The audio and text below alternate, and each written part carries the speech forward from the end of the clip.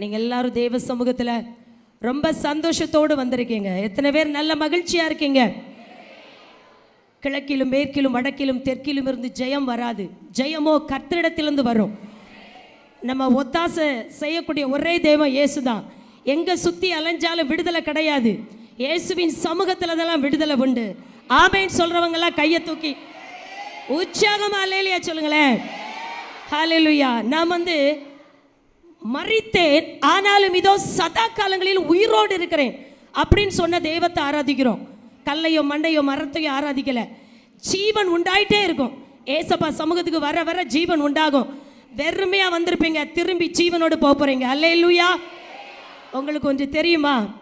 மூங்கில் எல்லாருக்கும் தெரியும். அந்த மூங்கில் நட்டு வைக்கும்போது கீழே அந்த வேர் விடுறதுக்கு 4 வருஷம் ஆகுமா. வேர் விடுறதுக்கு 4 வருஷம். அதுக்கப்புறம் 5ஆவது வருஷத்தில் 80 அடி உயர்ந்து வளர்ந்துருமா.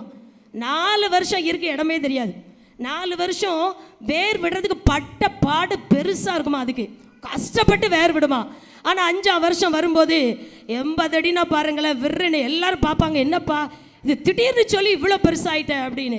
அதை மாதிரி தான் கிறிஸ்தவ ஓட்டத்தில் நீங்கள் படுற பிரயாசம், உழைப்பு, பாடு, அவமானம், நிந்த இதெல்லாம் யாருக்குமே தெரியாது.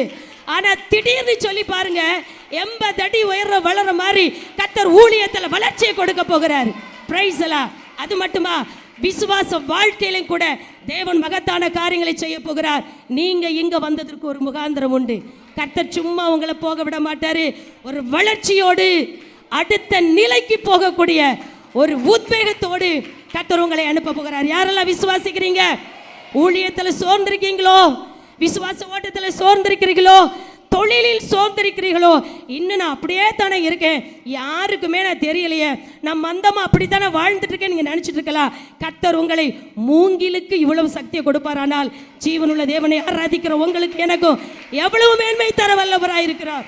இங்கே வந்திருக்கிற அத்தனை ஊழியக்கார சகோதரிகளுக்கும் விசுவாச மக்களுக்கும் இந்த ஊழியத்துக்கும், அருமையான சகோதரி ஜபா ஜென்னிங்ஸ் செய்கிற இந்த ஊழியத்திலையும் இந்த பெண்கள் வல்லமை முகாமுக்கு அப்புறம் ஒரு பெரிய வளர்ச்சியை கர்த்தர் கொடுக்க போறார்.